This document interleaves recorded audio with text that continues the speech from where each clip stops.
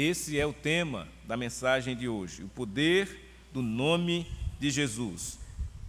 Vamos ler o texto de Atos 3, de 1 a 10, mas, se possível for, nós iremos até o versículo 26, que é todo o capítulo 3 de Atos. Diz assim: Pedro e João subiam ao templo para a oração da hora nona.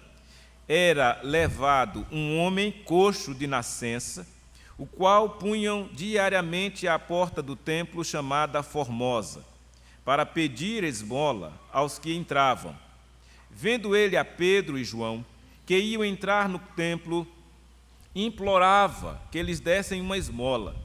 Pedro, fitando-o juntamente com João, disse: Olha para nós. Ele os olhava atentamente, esperando receber alguma coisa. Pedro, porém, lhes disse: Não possuo nem prata nem ouro, mas o que tenho, isso te dou. Em nome de Jesus Cristo, Nazareno, anda. E, tomando-o pela mão direita, o levantou. E imediatamente os seus pés e tornozelos se firmaram. De um salto se pôs em pé, passou a andar e entrou com eles no templo, saltando e louvando a Deus. Viu todo o povo a andar e a louvar a Deus, e reconheceram ser ele o mesmo que esmolava, assentado à porta formosa do templo, e se encheram de admiração e assombro por isso que lhe acontecera. Todo este capítulo 3, o 4 e o 5 vai continuar com a mesma temática de hoje, que é o poder do nome de Jesus. Este capítulo, então, ele, na verdade, inicia o testemunho dos apóstolos em Jerusalém, cumprindo a missão que o Senhor Jesus acabara de dar para eles. Nós já estudamos no capítulo 1, tem registrado a ascensão de Cristo. Depois da ressurreição, Jesus passa 40 dias aqui na terra, instruindo os seus discípulos. Ele depois é assunto aos céus, promete a descida do Espírito e diz: olha, fica em Jerusalém até receber o Espírito Santo para vocês terem poder de testemunhar em Samaria, Judeia, até os confins da terra. E assim foi feito, e assim aconteceu, como nós já estudamos. O Espírito Santo, então, desceu no dia de Pentecostes, houve aquela ação extraordinária do Espírito, onde as pessoas entenderam as grandezas de Deus na sua própria língua. Pedro, então, pregou aquele primeiro sermão, onde, após a pregação de Pedro, quase 3.000 almas se converteram e adentraram, então, a igreja, que, a princípio, estava apenas com um número de 120 pessoas, né, depois da ressurreição de Cristo, quando ele reaparece aos irmãos, apenas 120, depois 500, e agora, de uma só vez, quase 3.000 pessoas se converteram. E ali se arrependeram dos seus pecados mediante a pregação do Evangelho. E depois, então, nós aprendemos também como é que esses irmãos passaram a viver. Foi o princípio do viver cristão que aprendemos no domingo passado. Os irmãos, então, permaneceram firmes na doutrina dos apóstolos, na comunhão, no partir do pão, nas orações, e viviam todos tendo tudo em comum. Eles oravam e adoravam a Deus unanimemente e diariamente no templo. Então, essa foi a forma de vida daqueles irmãos, que deve certamente nos impulsionar a um viver também na presença do Senhor como cristãos que somos ainda nos dias de hoje. E aprendemos também que o Senhor, então, a cada testemunho de vida dos irmãos, com aquele apego à palavra de Deus e às coisas de Deus, aquele testemunho que aqueles irmãos davam acabava influenciando outros, e assim as pessoas começaram a crer também no Senhor Jesus. E aí diz a palavra de Deus que dia a dia o Senhor ia acrescentando os que iam sendo salvos. E então, capítulo 3 começa com essa ida de Pedro e João ao templo para a oração da hora nona. Hora nona, 3 horas da tarde. Então vejam, os apóstolos que eram judeus, né, Pedro e João, foram para o templo e fazer as orações daquele momento que eles tinham lá. Então, as orações dos judeus, eles tinham três momentos de oração no dia. O Davi, ele dizia lá num dos seus salmos que ele orava: de tarde, de manhã e ao meio-dia orarei ao Senhor. Orarei, buscarei ao Senhor, e Ele ouvirá a minha voz. Então, era prática judaica as orações diárias no templo, naqueles horários que eram determinados. Pedro e João foram lá, momento de oração, da reunião de oração, chegaram lá para a oração. Quando ele está lá, outra situação que era muito comum era ter mendigos, pessoas ali pedintes, pedindo alguma coisa para se alimentar. Por quê? Nesse caso aqui, o homem era coxo, ou seja, um aleijado, e além de aleijado, pedinte. Por quê? Porque o aleijado, naquela cultura, ele não tinha como trabalhar, não tinha como ter uma profissão. Então, as pessoas, os familiares, quem levava ele ali para a porta do templo, para as pessoas terem compaixão e dar dinheiro para ele se alimentar. Então, isso era uma prática muito comum. Então, aquele homem foi levado lá pelos seus familiares ou amigos, coxo de nascença, ou seja, ele já nasceu com um defeito, né? Ele já nasceu com um problema nas pernas, ele não andava, e eles eram colocados ali diariamente. Diariamente aquele homem estava ali, né, à porta do templo, chamada Formosa, para pedir esmolas aos que entravam. Segundo os estudiosos, esse homem passou ali boa parte da sua vida, já que ele era desde nascente, né?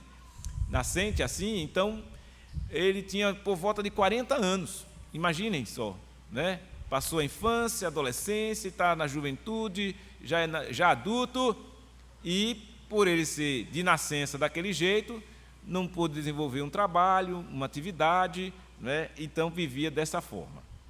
Era um mendigo ali e aleijado.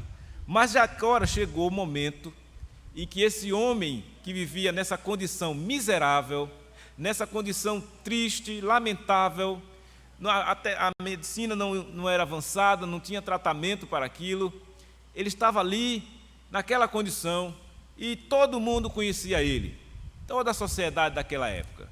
Mas aprove a Deus usar aquele momento, aquela pessoa, como um instrumento para glorificar ao seu próprio nome.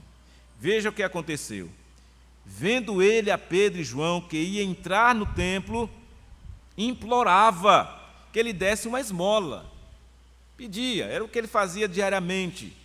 Pedro, fitando juntamente com João, disse: olha para nós. Então, a autoridade dos apóstolos que receberam de Jesus a condição de fazer o que eles vão fazer, eles, os apóstolos, foram autorizados pelo Senhor a fazer isto: curar enfermos, né? Expulsar demônios, tudo isso os apóstolos, eles foram autorizados por Jesus para fazer. E eles estão, então, fazendo exatamente aquilo que recebeu do Senhor para fazer. Eles vão fazer um milagre. Só que esse milagre que ele vai acabar acontecendo não é atribuído nem a João e nem a Pedro. Pedro, como nós percebemos no texto, é sempre aquele que toma a iniciativa.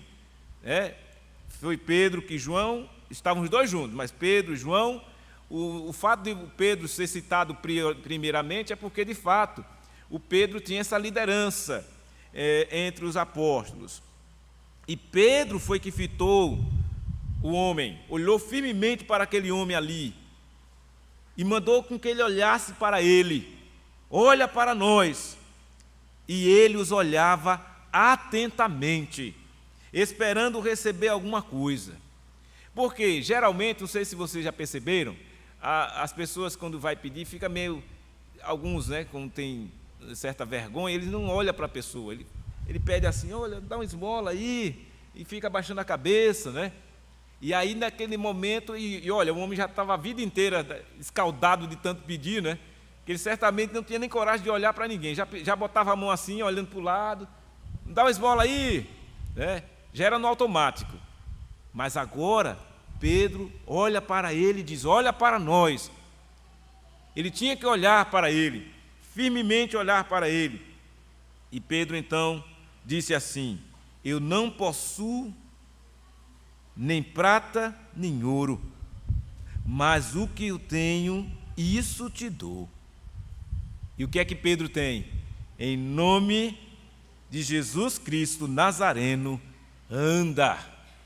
Ou seja, Pedro tinha o poder do Espírito Santo de Deus para curar aquele homem.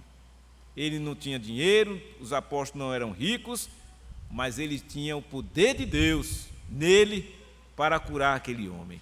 Jesus tinha autorizado Pedro a agir assim. E ele então toma aquele homem pela mão, o levanta e ele se firma. Imediatamente os seus pés e os tornozelos se firmaram. Que maravilha, que milagre! Isso, de fato, meus irmãos, não tem preço.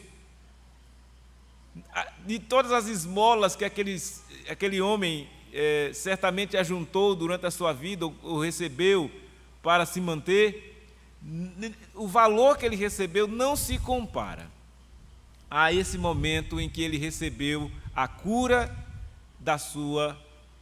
do seu problema de saúde, que era o aleijar-se, o coxo. Não tem preço isso. De modo que essa situação que aconteceu com aquele homem o fez ele saltar e se pôr de pé, e ele passou a andar e entrou com eles no templo, saltando e fazendo o quê? Louvando a Deus. Essa foi a resposta daquele homem. Louvor a Deus. Ele não louvou Pedro nem João, ele louvou a Deus corretamente.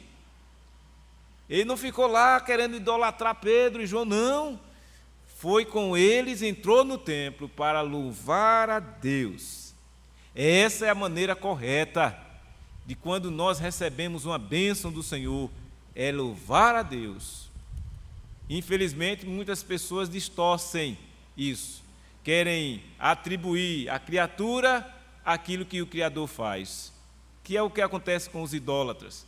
Eles atribuem, ao ídolo deles aquilo que Deus concedeu, porque todo bem vem do Senhor. Quando o Senhor Deus permite que a pessoa passe por uma cirurgia e saia bem e se recupere, o correto era louvar a Deus e agradecer a Deus.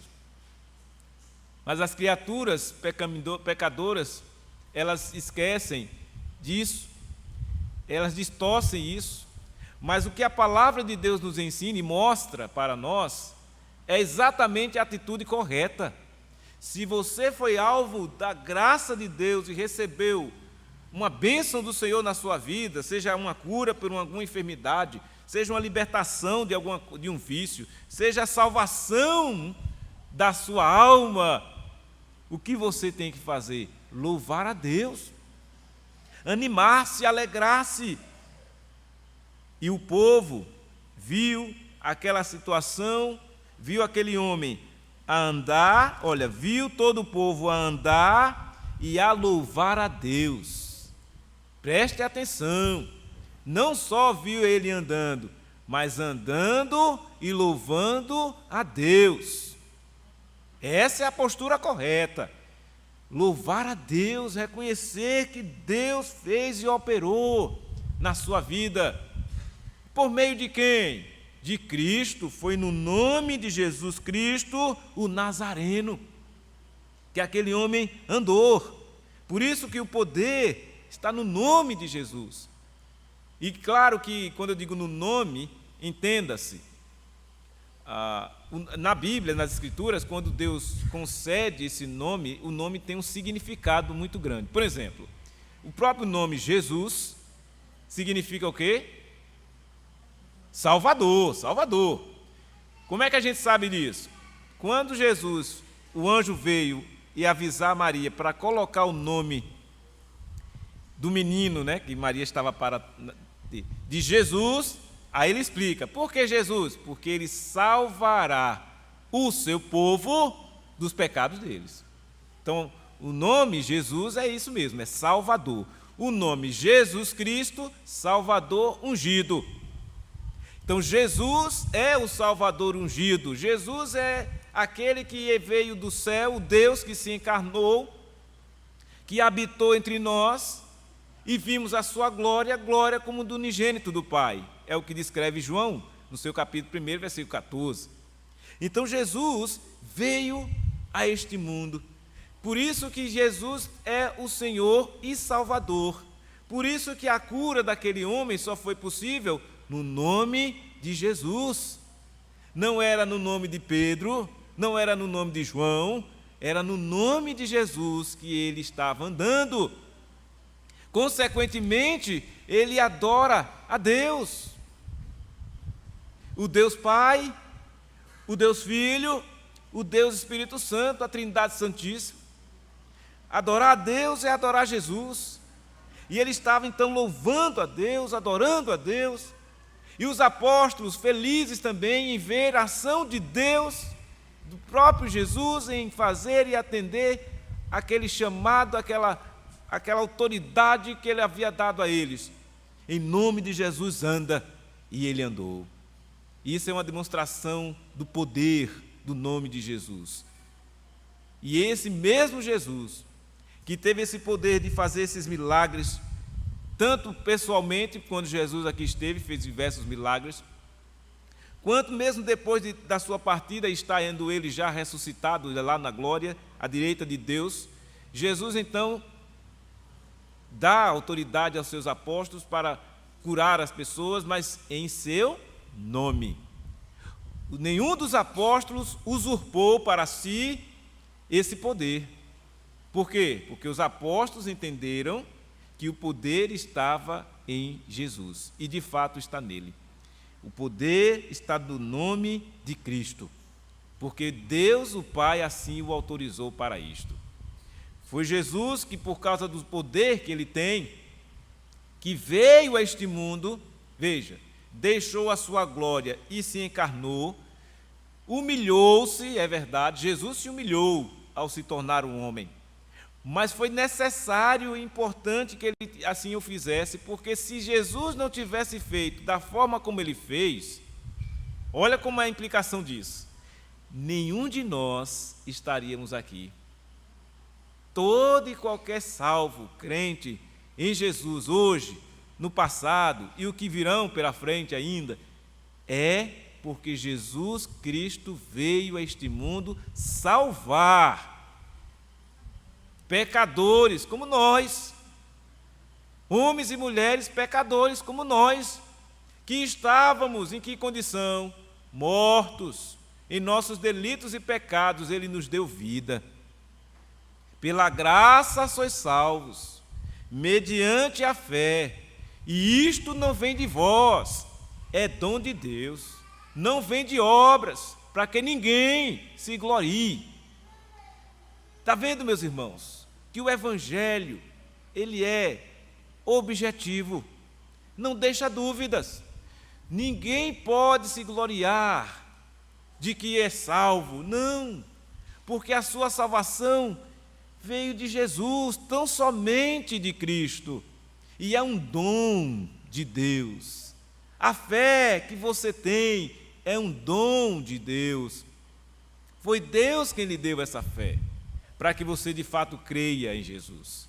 E Deus também que nos deu a sua palavra, a ponto dele dizer lá em Romanos, que a fé vem pela pregação, e a pregação pela palavra de Cristo. Então é desta maneira que tem acontecido ao longo de toda a história deste mundo, a partir daqui dos tempos primitivos, da igreja primitiva, o Senhor utiliza homens para levar o Evangelho, mas também utilizou os apóstolos para fazer esses milagres, a fim de que o nome de Jesus fosse reconhecido como um nome poderoso. Só Jesus tem esse poder. E só Jesus que tem esse poder pôde conferir esse poder a esses homens, Pedro e João.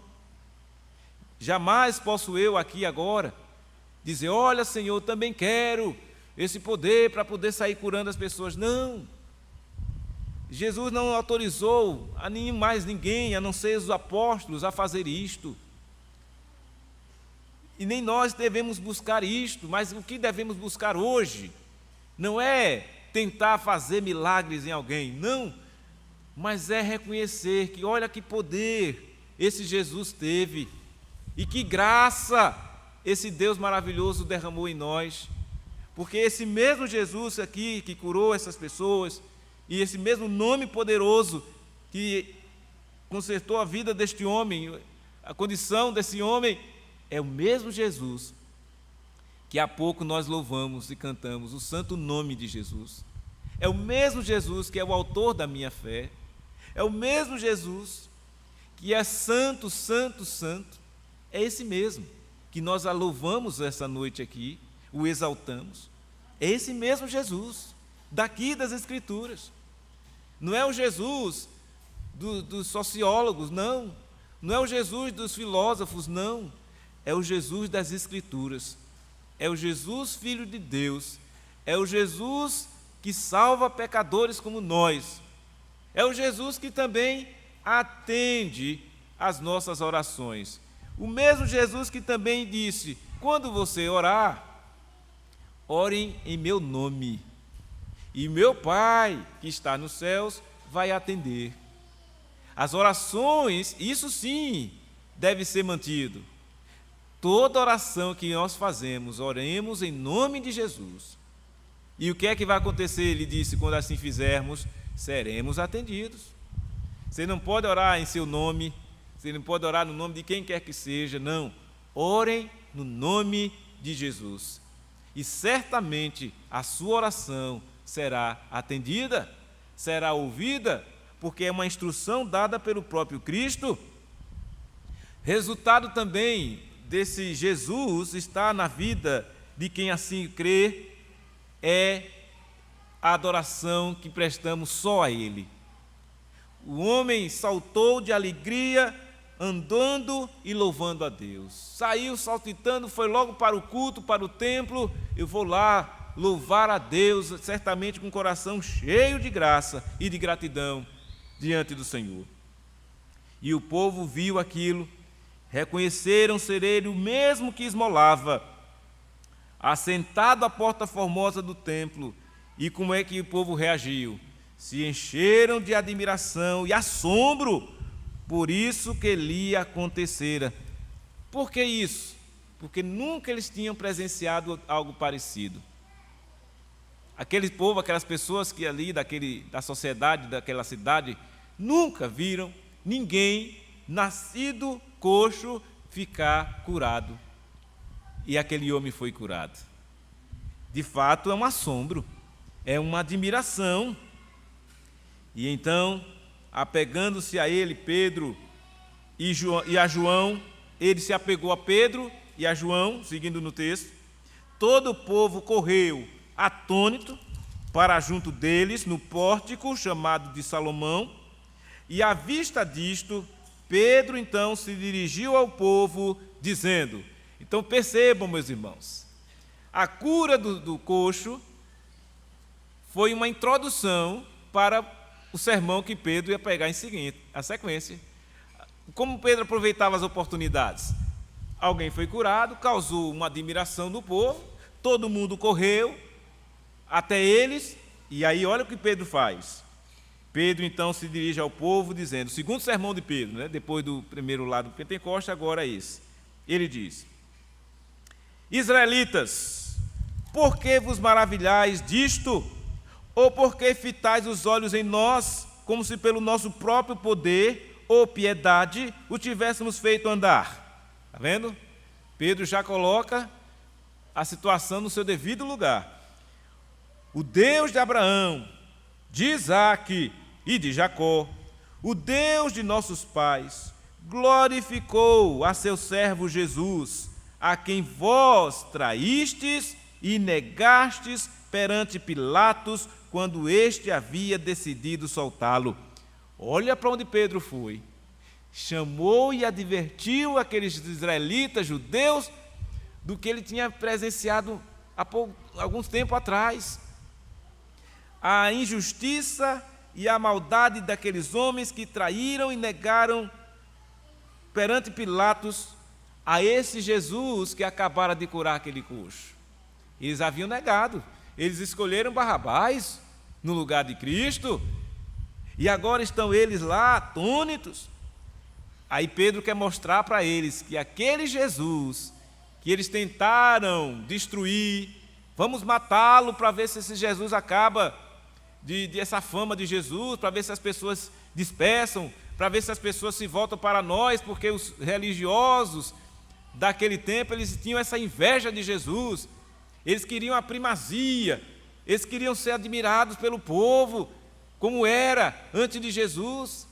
Quando Jesus chega e muda toda aquela situação, acaba com aquela religiosidade vazia e falsa daqueles fariseus, eles ficam ali, agora, admirados com o que acabara de acontecer, e Pedro deixa claro que não é por ele, Pedro, nem por João, mas é pelo nome de Jesus, o mesmo Jesus, o servo Jesus, a quem eles tinham traído, a quem eles tinham negado perante Pilatos, quando ele havia decidido soltá-lo. E aí ele diz: vós, porém, negastes o santo e o justo, e pediste que vos concedessem um homicida, que foi Barrabás. Dessarte, matastes o autor da vida, a quem Deus ressuscitou dentre os mortos, do que nós somos testemunhas. Pela fé em o nome de Jesus, é que esse mesmo nome fortaleceu a este homem, que agora vedes e reconheceis. Sim, a fé que vem por meio de Jesus deu a este saúde perfeita na presença de todos vós. E isso certamente deve ter abalado aqueles homens ali. Eles não tinham mais desculpa. Eles foram descobertos, desnudados ali, diante de todos. Olha que peso que eles carregavam nas suas costas. O Jesus que eles haviam desprezado era o Jesus que acabara de consertar aquele homem, de curar aquele homem, de fortalecer aquele homem e de conceder a fé naquele homem para ele crer e assim ser salvo. E ele diz: e agora, irmãos, eu sei que o fizestes por ignorância, como também as vossas autoridades. Pedro admite que aquilo que eles fizeram foi por ignorância, eles não conheciam a Jesus. Como o conhecer que eu falo é aquele conhecer de se relacionar com Jesus como Senhor e Salvador que ele era. Eles não conheciam, realmente. E é o homem natural. O homem natural, ele não entende, não conhece as coisas de Deus, por isso que é essa incredulidade que está aí, essa dureza de coração dos homens. Não conhece, é ignorante, não conhece a Deus, não conhece Jesus, nem pode conhecer. Tem que haver uma ação sobrenatural do Espírito de Deus, senão não conhece não. Eu estava ouvindo uma breve fala do reverendo Augusto, né, essas que passam nos feeds aí da internet, e ele dizendo que ele já pensou se nós não tivéssemos a doutrina da predestinação, eu não iria evangelizar. Por quê? Porque a palavra de Deus diz: não há justo nenhum sequer, não há quem entenda, não há quem busque a Deus. Todos se extraviaram, se tornaram inúteis. Então o que é que nos leva a evangelizar, a falar de Cristo, a levar o Evangelho? É porque Deus disse que teríamos que fazer isto para salvar aqueles que Jesus veio salvar. Lembra lá o nome de Jesus é porque ele veio salvar quem? O seu povo, dos pecados deles, é por isso. Jesus não veio salvar o mundo todo, até mesmo porque não vai salvar o mundo todo. Jesus veio salvar o seu povo. E quem é esse povo que Jesus veio salvar? Os eleitos de Deus, que está lá em Efésios. Deus elegeu o seu povo, e esse povo eleito em Adão caiu também. Todos pecamos em Adão. Por isso carecemos da glória de Deus. Então, em meio a essa multidão de pessoas, dessa população mundial de bilhões de pessoas no mundo todo, uma parte desse mundo pertence ao Senhor e a outra parte não pertence. Todos são criaturas de Deus, mas entre esses bilhões de pessoas existe um grupo que é o povo de Deus, cuja parte, pequenina parte, está aqui, nesta noite. Toda e qualquer igreja de Cristo, local, seja aqui em Itabaiana, em qualquer parte desse mundo, deste Brasil, deste mundo que vivemos, é onde se reúne o povo de Deus. São os crentes verdadeiramente, os que creem em Jesus, os que devotam a sua fé nele, os que de fato vivem a sua fé verdadeiramente em Cristo. Aquele que olha firmemente para o autor e consumador da sua fé, Jesus. São estes que Jesus veio salvar. E a oportunidade que ele dá é para todos. Quando aqui pregamos, nós não selecionamos A, B ou C. Não, todos aqui estão presentes ouvindo esta verdade. Mas é certo que vão acolher essa verdade aqueles que tiverem a graça de Deus em suas vidas, cujo Espírito Santo vai trabalhar no seu coração, na sua alma, vai lhe dar um entendimento e a pessoa vai compreender. É quando a pessoa vai cair em si e vai dizer: puxa vida, de fato eu sou pecador, eu tenho que me arrepender dos meus pecados. Lembra o que aconteceu depois da pregação de Pedro, o primeiro sermão? O que faremos, irmãos, diante da pregação de Pedro? Ele diz: arrependei-vos e seja batizado. Se arrependam, confessem os seus pecados, se voltem para Deus. É isso que tem que ser feito quando se descobre a sua condição. Somos de fato pecadores, homens e mulheres que, sem a graça de Deus, estávamos rumando para o inferno, estávamos sem vida, mortos em delitos e pecados, mas Deus nos deu vida juntamente com Cristo. E continua Deus dando vida a todos aqueles que nele crêem. O texto-chave em respondendo a isso é João 3,16. Porque Deus amou ao mundo de tal maneira, ele deu o seu Filho unigênito, para que todo aquele que nele crê não pereça, mas tenha o quê? Vida eterna. É exatamente este evangelho que vai chegando. Veja, Pedro continua dizendo assim: e agora, irmãos, eu sei que o fizeste por ignorância, como também as vossas autoridades, mas Deus assim cumpriu o que dantes anunciara por boca de todos os profetas, que o seu Cristo havia de padecer. Está vendo? Pedro, os profetas já anunciaram isso. Está lá Isaías. O profeta anunciou o padecimento do Cristo que viria, o Messias que viria. E aí ele continua dizendo: portanto, olha, arrependei-vos, pois, e convertei-vos, para serem o quê? Cancelados os vossos pecados. Este é o caminho.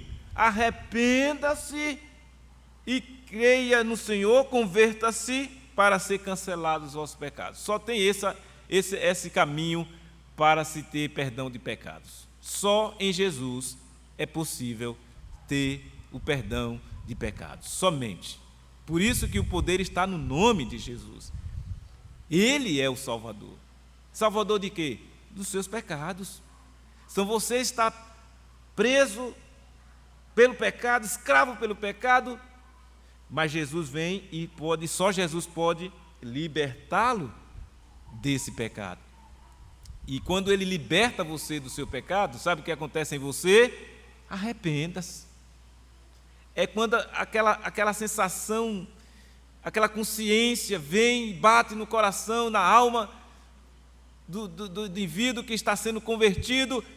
Ele percebe que até aqui estava fazendo tudo errado, estava caminhando por um caminho torto, não agradava a Deus, vivia nesse mundo aí, lançado à toa, sem esperança no mundo, sem perspectiva de nada, porque ele não conhecia, por ignorância.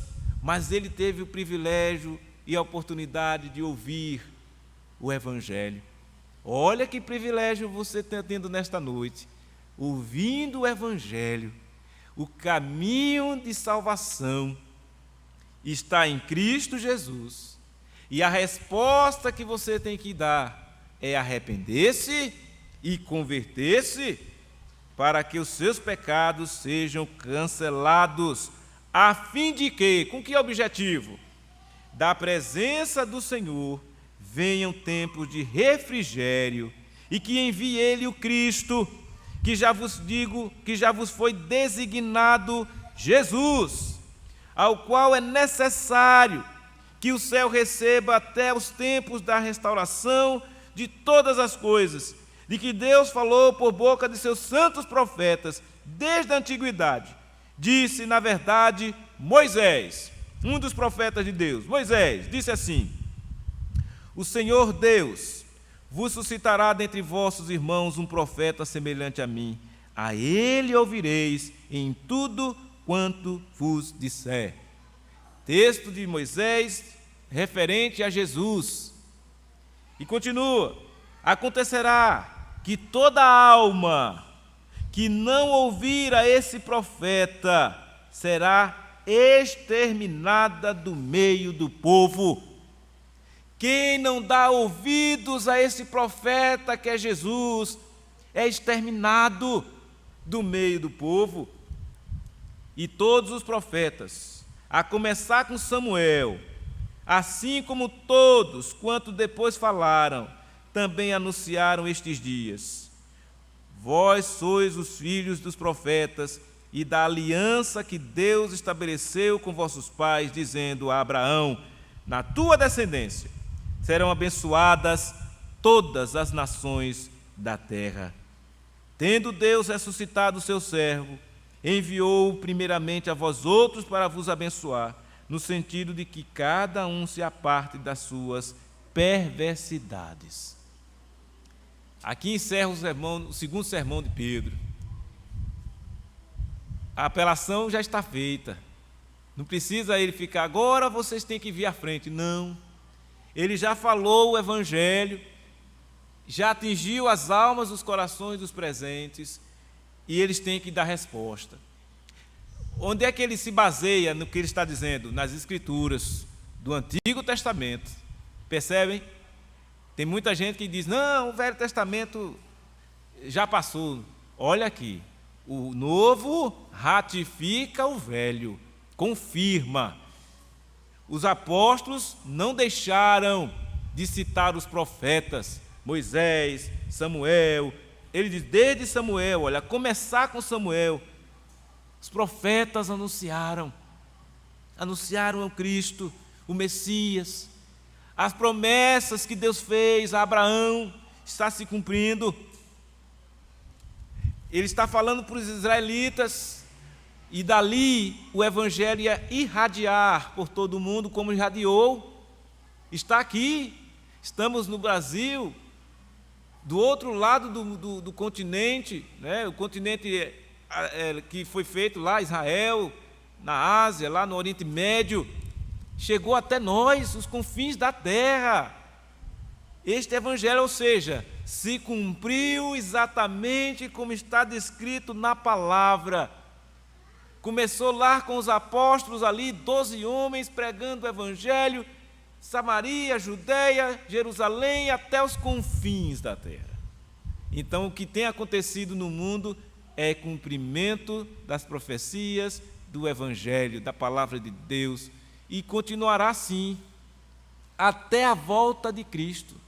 Jesus está voltando, isso nós já sabemos. O brado da igreja é: Maranata, ora vem, Senhor Jesus. É verdade, Jesus está voltando sim. Não sabemos o dia nem a hora, conforme diz as Escrituras, mas Ele vem. E não saber o dia nem a hora não é para a gente viver relaxadamente, negligentemente, não. É para exatamente ficarmos atentos, vigilantes em todo o tempo, porque a palavra de Deus diz: orai e vigiai, para não entrar em tentação. O mundo é mau, o mundo é hostil, os nossos inimigos estão aí soltos, o diabo, o mundo, a nossa própria carne caída. Mas em tudo isso, nós também temos a salvação que nos alcançou em Cristo Jesus. De modo que você agora não deve mais se voltar para aquela vida de outrora. E aí a advertência bíblica é nesse sentido. Ora, se você já tem a consciência de que viveu de fato longe de Deus, de que não sabia dessas verdades, mas você está tendo o privilégio e a oportunidade de conhecer essa verdade, de conhecer o verdadeiro caminho para a vida, que é Jesus, que assim se definiu em João 14, versículo 6, eu sou o caminho, a verdade e a vida, ninguém vem ao Pai a não ser por mim. E é assim mesmo, ninguém vai chegar a Deus a não ser por meio de Jesus. Vejam que coisa importante está sendo dito aqui. Não é por meio da religião, não é a religião, não é a denominação que leva as pessoas a Deus, não. É Jesus que é o caminho, a verdade e a vida. A religião, ela tem que funcionar exatamente dentro desses princípios. A religião verdadeira é aquela que conduz as pessoas a Cristo. A igreja verdadeira é aquela que se caracteriza pela pregação fiel da palavra de Deus, que não engana as pessoas, que não inventa história, que não fica com gracinha, mas que leva as pessoas, aos ouvintes, a entender que há um Salvador, que veio dos céus para salvar o seu povo, que nós somos pecadores, miseráveis pecadores, que se não fosse a graça de Deus, nenhum de nós estaríamos aqui. E por esta graça que nos habilita agora, como salvos que somos, a adorar a Deus. Nos reunimos nesta noite para adorar a Deus. E por que fazemos isto? Semanalmente, domingo após domingo, semana após semana. Porque Cristo nos salvou. Porque nós outrora estávamos mortos em delitos e pecado, mas agora temos vida. E é um prazer agora fazer isto. É uma alegria.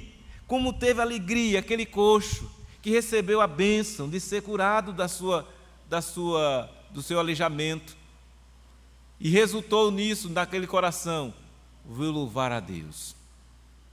Imaginem, se aquele homem recebeu aquela bênção, louvou a Deus, imaginem, nós que recebemos, não foi um milagre meramente aqui no nosso corpo, mas foi um milagre da alma.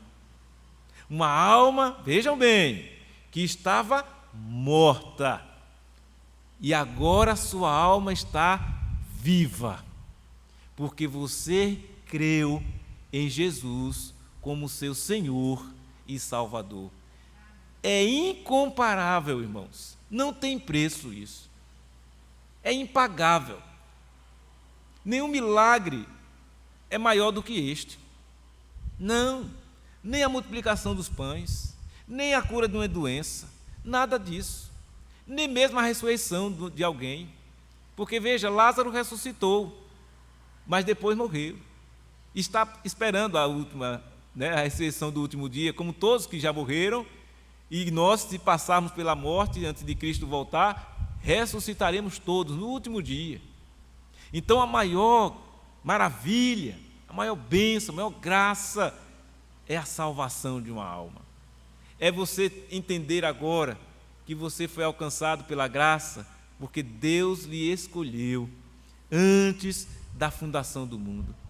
É aí você agora se sentir motivado a pregar este evangelho, a falar para as pessoas desse Jesus, porque ele não deixou escrito na testa de ninguém quem era eleito e quem não era, mas ele disse que tem o povo eleito. Então você tem que pregar o evangelho. Você que já está dentro do povo eleito, porque todo mundo que crê em Jesus, crê porque foi eleito de Deus para isso, pode ter certeza, porque Jesus mesmo garante isso. Jesus disse: todos aqueles que o Pai me deu virá a mim. E aí você pergunta: quando foi que Deus deu a Jesus alguém? Na eternidade, quando ele escolheu para si o seu povo. Deus deu um povo para Jesus, é a sua igreja. Olha que bênção, irmãos, é a sua igreja. E essa igreja é a igreja militante, está aqui na luta para se santificar, para realmente louvar e adorar a Deus, servir ao Senhor, enquanto aguarda a sua volta. E no dia da volta de Jesus, estaremos todos felizes, contentes, alegres. Mas haverá um grupo que não vai estar muito feliz, não. E a maioria, infelizmente, né? Porque o próprio Jesus disse que há dois caminhos a ser trilhado pela humanidade. Um caminho largo, espaçoso, um caminho que conduz para a morte. Mas há um caminho difícil, estreito, cheio de espinhos. Esse caminho é o que leva para a vida. E o que é que nos ensina essa instrução das Escrituras? Que para você chegar no céu, você vai ter que batalhar, tem que lutar. Não para alcançar o céu, mas para confirmar esta condição. Por que uma luta? Porque vejam, homens e mulheres pecadores que naturalmente querem pecar, querem fazer o que dá na cabeça, querem servir a si mesmo, quer usufruir de si mesmo, quer até dar ordem para Deus. Essa é a natureza humana. Aí Deus diz: não, você precisa ser santo. E veja, como ser santo num ambiente hostil à santidade? É uma luta. Como ser santo alguém que está naturalmente caído, desejoso de fazer o que não é certo? Porque essa é a nossa natureza. Não é à toa que foi cunhada dentro da teologia, né? O João Calvino, ele cunhou 5 pontos do calvinismo. Aí o primeiro ponto é depravação total.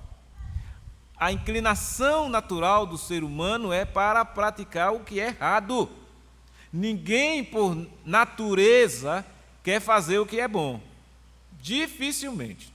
E a prova está aí. Quem tem filho pequeno sabe, e quem já teve sabe.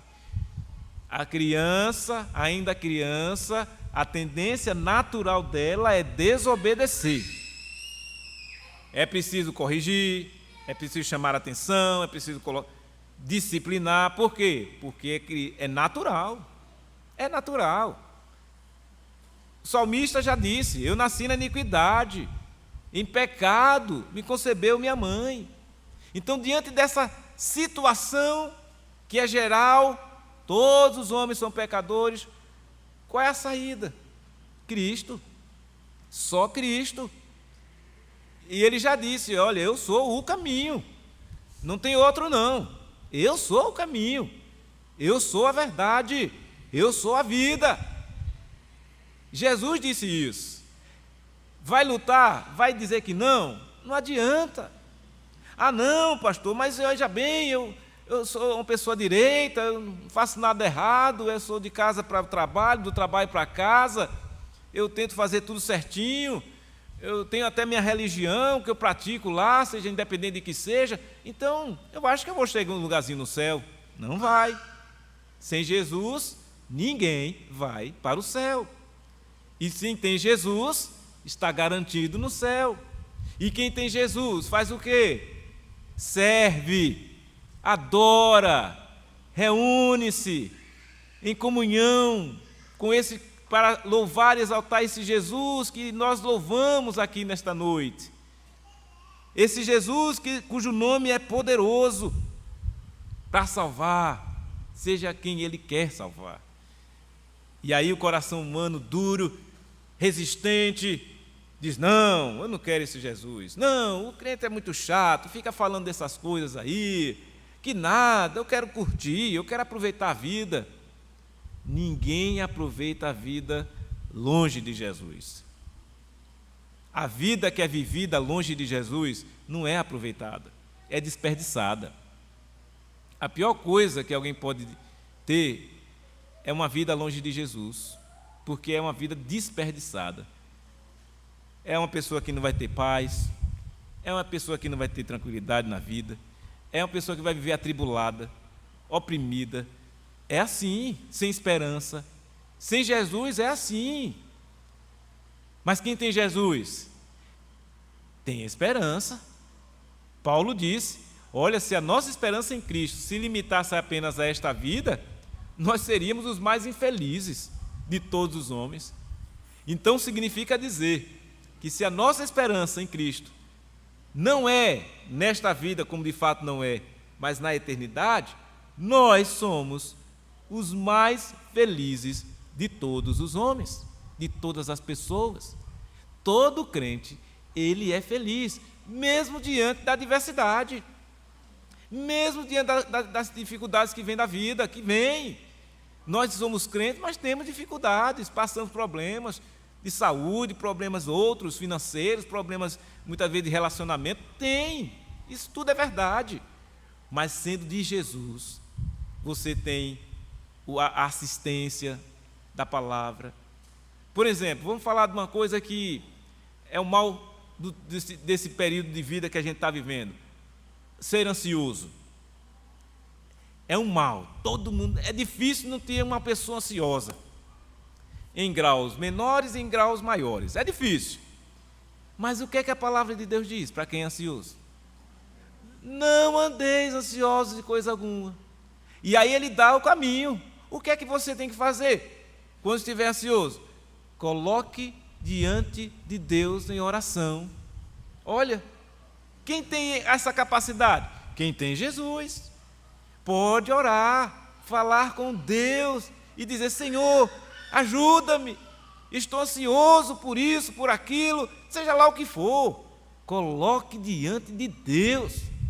É essa orientação que a sua palavra dá. Lembrem que a sua vida está nas mãos dEle. Você é criatura dEle, mas ainda filho ou filha dEle. Então, confia nele. Confia nele, é a orientação que a palavra dá. Ah, mas eu estou com um pensamento assim, uns pensamentos ruins, não está bem. Aí vem a palavra, aí diz lá em Filipenses 4:8, finalmente, irmãos, vamos abrir o texto, eu ia dizer, já abri aqui certinho, Filipenses 4:8, finalmente, irmãos, tudo que é verdadeiro, tudo que é respeitável, tudo que é justo, tudo que é puro, tudo que é amável, tudo que é de boa fama, se alguma virtude há, se algum louvor existe, seja isso o que ocupe o vosso pensamento. A resposta está aí. O pensamento não está bom, não? Louve a Deus, busca ao Senhor, e certamente Ele vai assistir, porque Deus é assim, Ele é maravilhoso. Ele não abandona as suas ovelhas, como o próprio Jesus disse que não abandona as suas ovelhas.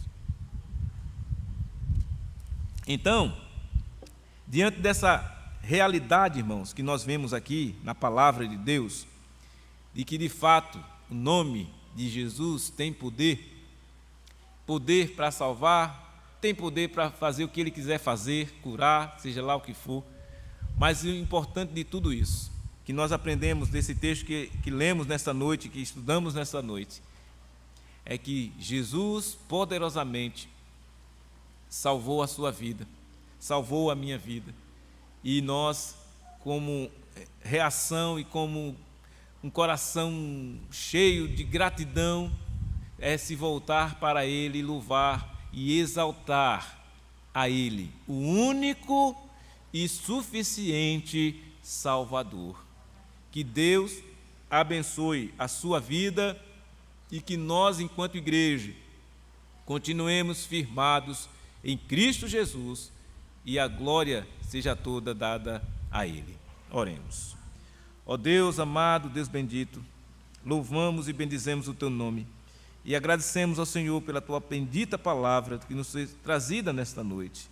Ó Senhor, fala ao coração do Teu povo, alcança a vida daqueles que o Senhor quer alcançar ainda, que são Teus, eleitos do Senhor, e que porventura o Senhor tem atraído a si para ouvir a Tua palavra, para entendê-la. Por Seu Espírito Santo, Deus venha aplicar no coração de todos que nos ouvem. É o que pedimos ao Senhor, e a Tua bênção maravilhosa esteja agindo nos corações, abençoando a Tua igreja, os irmãos se firmem cada vez mais no Senhor, enquanto assim aguardamos a Sua volta, e aqueles que porventura ainda não o conhecia, mas na noite de hoje tiveram essa oportunidade, que o Senhor derrame da Sua graça maravilhosa e salvadora. É o que pedimos assim, no nome de Jesus, Senhor e Salvador nosso. Amém. Receber a bênção, irmãos, que a graça do Senhor Jesus, o amor de Deus, o nosso Pai, e a comunhão do Divino Espírito Santo esteja sobre todos vós e sobre toda a igreja do Senhor Jesus, espalhada na face da terra, hoje e para todo sempre. Amém.